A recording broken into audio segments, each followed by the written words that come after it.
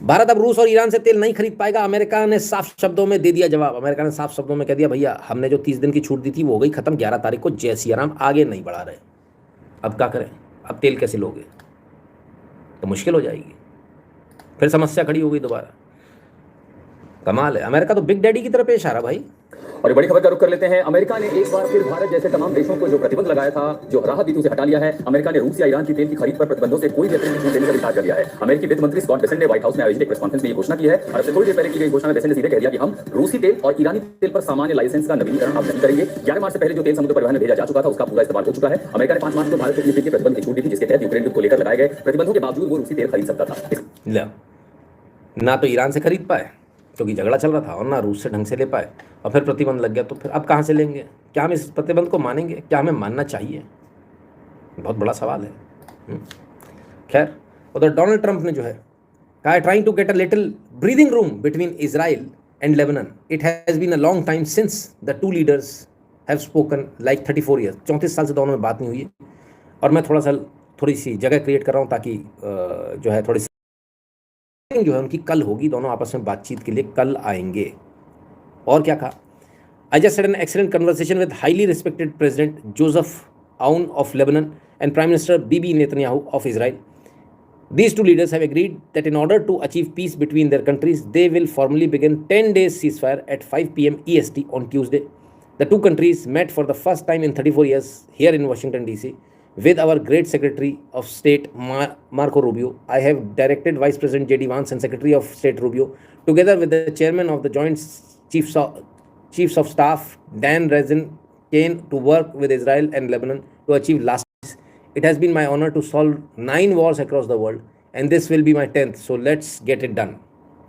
कहते 10वां युद्ध विराम करा रहा हूँ, 9 करा चुका हूँ, और सीज फायर 10 दिन का सीज फायर हो गया लेबनान और इजराइल के बीच में। चलिए अच्छी बात है, कितने दिन चलता है बात एक अलग है। खैर, उधर रशिया ने जो है ईरान को चेताया है, और रशिया का कहना है कि ये जो पीस टॉक्स जो आपके साथ हो रही हैं, ये सिर्फ वो अपना मिलिट्री बिल्डअप करने के लिए टाइम बार्गेन है। US Israel using peace talks as cover for Iran ground operation. Ground operation होगा बहुत जल्दी।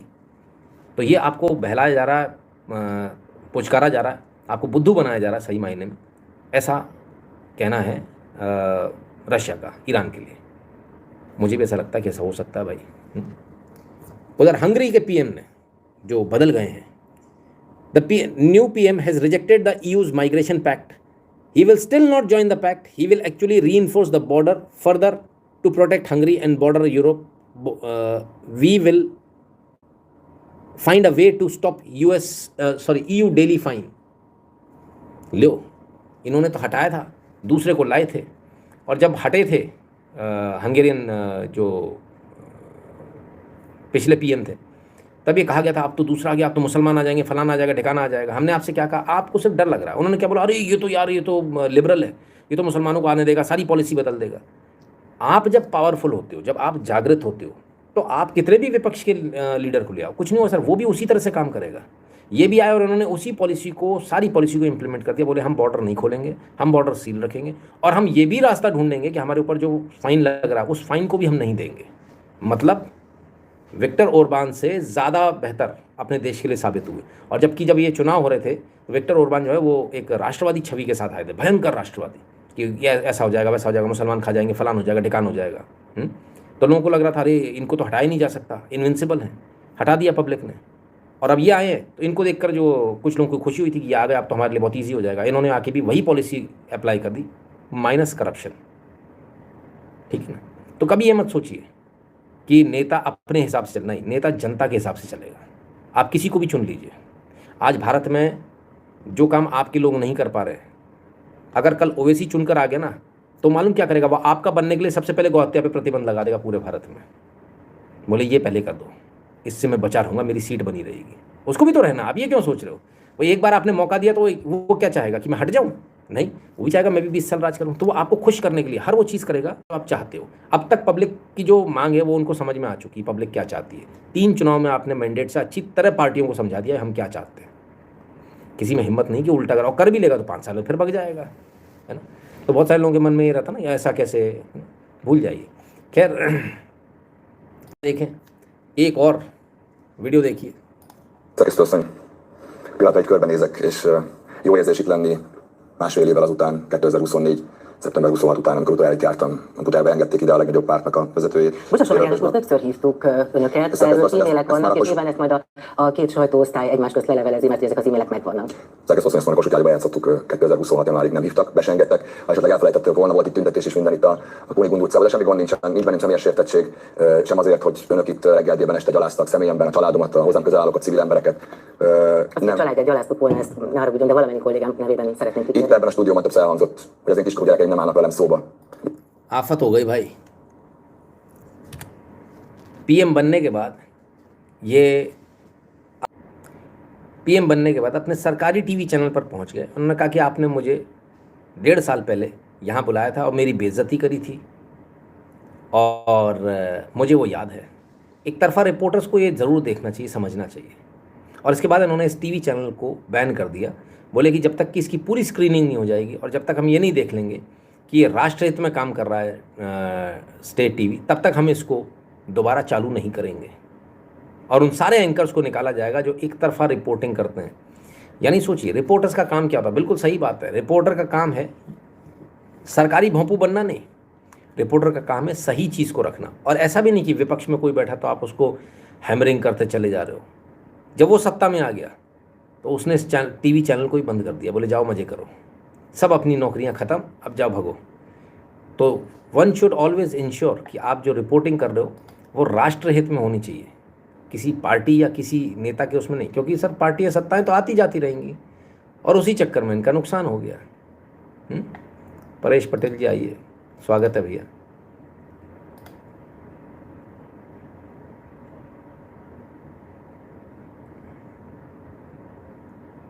ठीक है ना। तो कुल मिलाकर जो है ये सिचुएशन है। चलिए आगे चलते हैं। ये बहुत बड़ा सबक है उन तमाम सारे रिपोर्टर्स के लिए। आइए पोप के पास चलते हैं। आज पोप साहब ने गजब कर दिया। Jesus told us, "Blessed are the peacemakers." But woe to those who manipulate religion in the very name of God for their own military, economic, or political gain, dragging that which is sacred into darkness and filth. Yes, my dear sisters and brothers, you who hunger and thirst for justice, who are poor, merciful, meek, and pure of heart, you who have wept, you are the light of the world. तोते उड़ गए सबके, सब Bible में ढूंढ रहे हैं कहाँ कहाँ। इन्होंने बाइबल का हवाला देकर कह दिया कि जीसस ने ऐसा कहा था, वैसा कहा था, फलान कहा था, ढिकाना, वो मिल ही नहीं रहा। उन्होंने कहा कि जो है कुछ लोग अपने पॉलिटिकल गेन के लिए भगवान का नाम लेकर मिलिट्री और इकोनॉमिक और पॉलिटिकल गेन के लिए जो है धर्म को बीच में घसीटेंगे, और वो जो है डार्कनेस है और फिल्थ है, इससे हमें बचना चाहिए। तो ऐसा कहीं बाइबल में है नहीं, तो लोग उसको ढूंढ रहे थे भाई कहाँ है। बात तो सही कही उन्होंने कि धर्म को नहीं घसीटना चाहिए इन चीज़ों में, है ना। युद्ध को लेकर तमाम सारी बातें कही गई है। उधर तेल को लेकर देखें जरा। New root, how Iran linked ship passing through straight of Hormuz despite US blockade. तो हम बता देते हैं आपको सर किस तरह से मूव कर रहा है। ये है,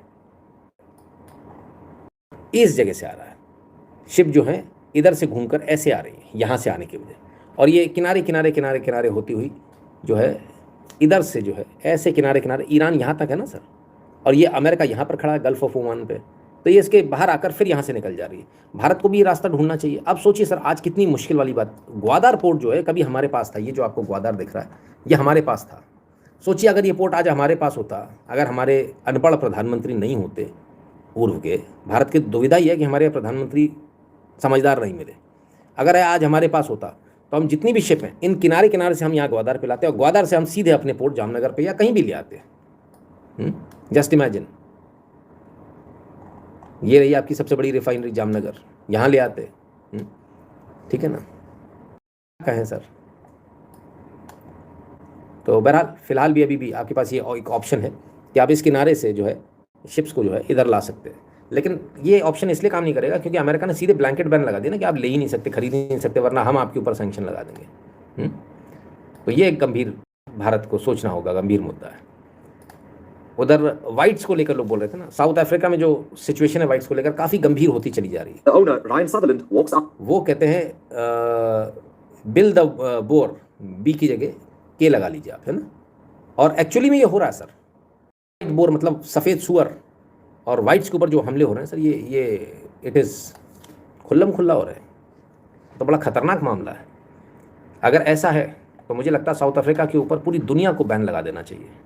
आप किसी भी व्यक्ति को किसी भी इंसान को आप इसलिए नहीं मार सकते उसकी स्किन का रंग क्या है या उसका धर्म क्या है या उसकी जाति क्या है, बिल्कुल भी नहीं। कम से कम मैं जब तक जिंदा हूँ मैं इसका सपोर्ट कभी नहीं करने वाला। उन्होंने कुछ भी किया हो उसके लिए कानून है, कानूनी तौर पर आप उनको सज़ा दे सकते हो।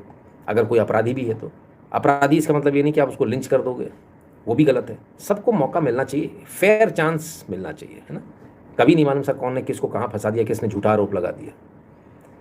सो बहुत बुरी स्थिति है इस समय वाइट्स की। What if they dent Gwadar port, then dent मतलब ग्वादर पोर्ट होता हमारे पास, वो हमला कर दे रहा है, ऐसा थोड़ी पॉसिबल है। ठीक है ना। तो ये कुल मिलाकर जो है सिचुएशन देखी तो बड़ा बुरा लगा देखकर कि क्या हालत है भाई। क्या जरा वोटिंग की हालत देख लें, 1274 लोगों ने वोट किया है। हमने कहा जो बीजेपी से नाराज, क्या वो योगी जी को वोट करेंगे? 61% लोगों का कहना है यस करेंगे, और सिर्फ 39% लोगों का कहना कि नहीं हम तो भी नहीं करेंगे, भले योगी हों सामने हम तो भी नहीं करेंगे। ठीक है, वोटिंग चालू है, वोटिंग नहीं बंद करी हमने। आगे चलते हैं। अब दोस्तों को ये खबर ज़रूर भेजिएगा। Hi, my name is Ken Evans. I'm patient number 14 here in Japan with Edogawa Hospital with Kevin McCarn, undergoing some life-saving treatments. I want to thank Kevin McCarn and I want to thank Charles Rigsley for providing this miraculous life-saving treatment procedure for a lot of terminally ill people here from both the vaccine and from COVID. My message today will be first directed at Donald Trump. It's pretty clear that your legacy is going to be completely destroyed and completely ruined by all Americans. You will forever in history be remembered as the ass clown that never helped millions of injured and dying Americans. Not 1 cent for research, not a dime for treatment. It's just absolutely pathetic. It's unethical. It's immoral. It's un-American. And secondly, I want to say something to Tony Fauci. I know both of you are going to see this because we are saving lives here in Japan. This is the only facility in the world that is doing this life-saving treatment. Mr. Fauci, I want you to take a good look at me. I have a catheter in my jugular vein that goes all the way down to my heart. I've been praying all night to survive this horrific injury, and I have a 5-year-old son at home. I just went and visited with a 19-year-old beautiful girl named Jenna who has serious brain injury, and it's absolutely just devastating to see this. And this is all because of your ego. I think that you have shown us how evil you are, how corrupt you are. And on behalf of all these patients here that are fighting for their lives, I'm coming after you. Trump, you will hear us. You will make a change, and you will help these people. The first thing you can do is to support Kevin McCarn and Edogawa Hospital team to help us get people here. There are people coming in wheelchairs, coming out walking. There are people here that were bedridden that are running 6 miles and going to concerts after 3 weeks of treatment. We need help. Help us now. Thank you. Donald Trump को लेकर कहते हैं कि Donald Trump आपको जो है बहुत बुरी तरह से इतिहास में याद रखा जाएगा।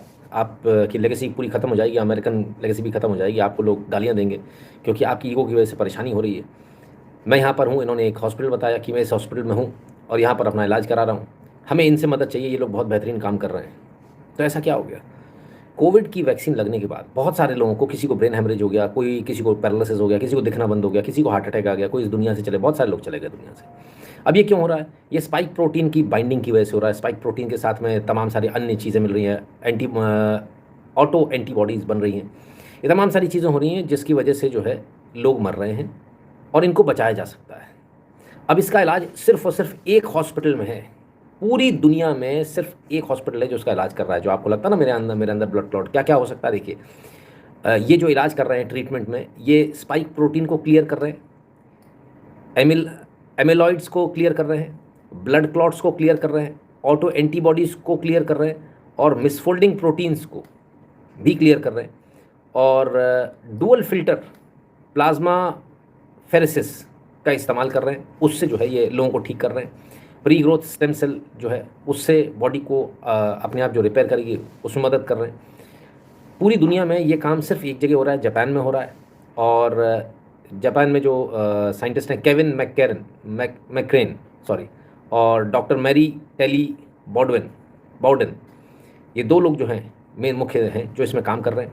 और इन्होंने ऐसे तमाम सारे लोग जिनको क्लॉटिंग थी, जिनको ये तमाम सारे प्रॉब्लम थे, इन क्लॉटिंग से क्या क्या हो रहा था, सीवियर क्लॉटिंग हो रही थी, हार्ट डैमेज हो रहे थे, मल्टीपल ऑर्गन फेलियर हो रहे थे, सेंट्रल नर्वस सिस्टम डैमेज हो रहा था, ब्रेन डैमेज हो रहा था, माइक्रोवास्कुलर स्मॉल वेसल डिजीज हो रहा था, ब्लीडिंग हो रही थी स्टमक से, ईसोफेगस में प्रॉब्लम हो रही थी, लंग्स में प्रॉब्लम हो रही थी, साइनस हो रहा था, थायराइड लोगों का डिस्ट्रॉय हो रहा था, रिमूव करना पड़ रहा था थायराइड, और ऐसी तमाम सारी साइनस कैविटीज़ और ग्रेव डिजीज़ जो हैं, gastritis, bleeding under the skin, ये तमाम सारी चीज़ें हैं, और source opening up of source, ये तमाम सारी चीज़ें हो रही थी। और स्मॉल फाइबर न्यूरोपैथी भी इससे हो रही थी, ऐसी तमाम सारी अन्य बीमारियाँ। इन तमाम सारी चीज़ों को ये ठीक कर रहे हैं अपनी इस एक थेरेपी से, और 100% सक्सेस रेशियो है। जो लोग व्हीलचेयर पे आते हैं, जिनको लकवा मारा हुआ था, या जो लोग व्हीलचेयर पे, ये सिर्फ कोविड वैक्सीन को क्लियर कर रहे हैं ना, कोई दूसरी चीज़ को नहीं, जो हम पर्टिकुलरली बात कर रहे हैं। कहते हैं जो लोग व्हीलचेयर पर आ रहे हैं वो लोग दौड़ते हुए बाहर निकल के जा रहे हैं, इतनी अच्छी तरीके से काम कर रहे हैं। मैं हैरान मैं इस बात पर हूँ कि भारत के बहुत करीब है जापान, भारत से बहुत अच्छे रिलेशन है जापान के, हम लोग इनसे मदद क्यों नहीं ले रहे हैं? हज़ारों लाखों नहीं सर, करोड़ों लोगों की जान बच जाएगी अगर हम इसमें मदद लें। वो कह रहे हैं डोनाल्ड ट्रंप से कि आप इनसे मदद लीजिए, मैं कह रहा हूँ अपने देश के प्रधानमंत्री मोदी से कि आप इनसे मदद लीजिए, और भारत में तत्काल ये जो इलाज है, जिस भी प्रकार से जो ये थेरेपी जो कर रहे हैं, या जो ब्लड फिल्ट्रेशन जो कर रहे हैं, ये हमारे भारत में भी शुरू होना चाहिए। डुअल फिल्टर प्लाज्माफेरेसिस, इसको हमारे यहाँ भी इस्तेमाल करना चाहिए, और ऐसे तमाम सारे लोगों को हम बचा सकते हैं जो संभवतः सामान्य तौर पर जिनको नहीं बचाया जा सकता। तो क्या कहें अब इसको लेकर? मुझे लगता है कि भारत को इसमें प्रोएक्टिव होना चाहिए, और तत्काल जो है कुछ अच्छा निर्णय इसमें लेना चाहिए। तो ये जो है भारत के अंदर जो इस थेरेपी को हम ला सकते हैं, इस तमाम सारी चीज़ों को भारत में उनसे मदद लेकर हम इसको विकसित कर सकते हैं, या यहाँ पर इसको जो कॉपी कर सकते हैं, कार्बन कॉपी की तरह से करना चाहिए, बहुत आवश्यक है। तो कई सारे लाखों करोड़ों लोगों की जान बच जाएगी। इस वीडियो को मैंने देखा तो मैंने कहा कि बहुत ज़रूरी है हम अपने लाइव पर इसको दिखाएं, और बहुत ज़रूरी हो जाता है कि हम जो है इसको कोशिश करें सरकार तक पहुंचाने की, और ऐसी जो हमारे बॉडी के अंदर जो प्रॉब्लम हो रही है, इन तमाम सारी प्रॉब्लम से निजात हम पा लें। आप में से बहुत सारे लोगों को आजकल साइटिका टाइप का पेन हो रहा होगा, पैर में, कमर में दर्द हो रहा होगा, कंधों में फ्रोजन शोल्डर हो रहा होगा, ये सब कुछ इसी वजह से हो रहा है। सबको लग रहा ना एकदम से कुछ होने लगा, पैर दुखने लगे मेरे, अरे खड़े नहीं रहते बन रहा, ये सब कुछ इसी के साइड इफ़ेक्ट्स है। तो अगर उसका इलाज है तो हमें उस इलाज की तरफ बढ़ना चाहिए, हमें कोशिश करनी चाहिए हम इस इलाज को लेकर यहाँ पर आएँ, है ना। चलिए, बताना मेरा काम था, करना नहीं करना सरकार की इच्छा है। हम आपको न्यूज़ सही दिखाते हैं कि नहीं, ज़रा देख लें। India slips to 6th in IMF GDP ranking, dream of 3rd largest economy delayed. 16 अप्रैल को 2026 को 9:56 सुबह, रात को हमने दिखाया था और सुबह आ गया सर। सही है, गलत तो नहीं दिखाया था आपको? कोई मीडिया उठा ही नहीं रहा सर, डर लग रहा है मीडिया को। इस पर चैनलों पे बहस नहीं हो रही, बिल्कुल नहीं हो रही। 16 अप्रैल 2026 12 बजे सुबह, ठीक है। हमने आपसे क्या कहा, जो यहाँ चलेगा वो मेन स्ट्रीम पर जाएगा अगले दिन। मजबूरी हो जाती है, आप लोग इतना पूछते हो ना कि क्या हुआ क्या हुआ, हमने तो वहाँ पर देख लिया, उस चैनल पे तो दिखा दिया, और वो लोग देखते हैं ऐसा गरीब सा चैनल इसने बता दिया तो हमको भी लेना पड़ेगा। 6th पे आ गए सर आप, कैसे? हमने कुछ गलत नहीं किया, कुछ नहीं किया हमने, उन्होंने सिर्फ हमारे पैसे, रुपए की कीमत गिरा दी, डॉलर की कीमत बढ़ा ली, खत्म। क्या करेंगे सर? मास्टर स्ट्रोक ने ये न्यूज़ नहीं बताया आज पार्लियामेंट में। अच्छा, आज पार्लियामेंट चल रही थी, हम तो देखते ही नहीं भाई, मन खत्म हो गया है पॉलिटिक्स में से, ज़्यादा मन नहीं करता। तो ठीक है सर, न्यूज़ सही दी थी आपको, गलत न्यूज़ तो नहीं दी। फिर भी आप लोग इतने नखरे हैं, कमाल है। फिर भी जो है पेमेंट करने में दिक्कत होती है आप लोगों को, बुरा लगता है बड़ा देख के। चलिए, हमने एक और न्यूज़ आपको दी थी कि आपका मोबाइल जो है वो हर 4.5 मिनट में जो है एक बार आपके मोबाइल की पूरी डिटेल लेता है, बार बार हैंडशेक करता है। अब आपके पास यदि कोई स्मार्ट टीवी है, कोई भी स्मार्ट टीवी है आपके घर में, तो आप ये समझ लीजिए हर 15 सेकंड में आपका टीवी एक बार आपके टीवी की जानकारी जो ओनर है उसको भेज रहा है। क्या आप जानते हैं इस बात को कि आप क्या देख रहे हो, आपकी स्क्रीन पर क्या चल रहा है? इसको बड़ा एक अच्छा नाम दिया है, ऑटोमेटिक कंटेंट रिकॉग्निशन। आप कौन होते हो ये डिसाइड करने वाले कि मैं क्या देख रहा हूँ? आपको पता होना चाहिए। और ये पूरा डेटाबेस वापस जाता है, मतलब मैं क्या देख रहा हूँ ये उनको पता है। आप टीवी पे अगर पेन ड्राइव में भी कुछ चला रहे हो तो उन्हें पता है। वो जो आप स्पेशल वाली फिल्में देखते हो वो सब पता है भाई साहब, निपट जाओगे आप किसी दिन। हाँ, देख लेना कुछ कुछ उसमें टीवी में तो कैमरा भी आ रहा है आजकल, छोटा वाला लगाओ। वो कहते हैं वो आपके लिए ईजी कर रहे हैं हम, आप वीडियो कॉन्फ्रेंसिंग डायरेक्टली कर लो। बंद कैसे करोगे उस कैमरे को? ये मतलब आपका तो कांड हो जाएगा अगर बेडरूम में लगा रखा है तो। सोच लेना, समझ लेना। हाँ, ज़्यादा स्मार्ट वार्ट बनने के चक्कर मत रहा करो, है ना। इसी प्रकार से कुछ लोगों ने वो लगा रखी है, वो अपने वो बाई आती है ना, एक बाई है, हाँ उसको बाई को बोलते हैं, ए बाई लाइट चालू कर दो, बाई लाइट बंद कर दो। लोग बड़े खुश हैं उससे, बाई बहुत एकदम से पूछो जवाब देती है। अच्छा, तो तुम्हारी सारी प्राइवेट बातें भी बता देती है। फिर इनकम टैक्स वाले भी छापा मार देते हैं, ईडी वाले भी मार देते हैं, सब मार देते हैं। आप परेशान हो किसने बता दिया? आप नौकरों पे शक करो। तुमने वो बाई रख रखी है इलेक्शन नाम की, उसने कांड बचा रखा तुम्हारे घर में, एक एक चीज़ मालूम है उसको। हाँ, ये देख लेना कि तुम जो बातें करते हो छुप के इधर उधर, कभी तुम्हारी घरवाली ने पूछ लिया कि मेरे हस्बैंड में मेरे अलावा भी किसी और महिला से बात करते हो? बता देती है वो, डेटाबेस में से निकाल के बता देती है खट से। 2-4 बार उसको इधर उधर करके घुमा फिरा के पूछो, पट बता देती है। 2-3 लोगों के साथ कांड हो गया ऐसा। 2-3 पुरुषों ने पूछ लिया तो उनके बेचारों की ज़िंदगी ख़राब हो गई। मेरे पीछे से कोई आता है क्या? तो इसलिए ऐसी चीज़ों से बचो और ऐसी चीज़ें घर में मत रखो, नहीं तो परेशान रहोगे भाई। ठीक है, जितना आपको ज्ञान होगा उतना आप परेशान रहोगे। और आगे चले उससे पहले आपको एक बार फिर याद दिला दें, www.nitinshukla.in पर आपको जाना है। वहाँ आपको QR कोड मिलेगा, उसे स्कैन कीजिएगा, अपना अमाउंट भरिएगा, नाम और नंबर के साथ सेंड कर दीजिएगा। सोशल मीडिया के तमाम सारे प्रोफाइल मिलेंगे, इनको फॉलो कर लीजिएगा। टेलीग्राम और व्हाट्सएप पे चैनल फ्री, इन दोनों को ज्वाइन कर लीजिएगा। जो भारत के बाहर हो पेटीएम और पेपाल वाला बटन दबाकर अपना पेमेंट करने का कष्ट करें।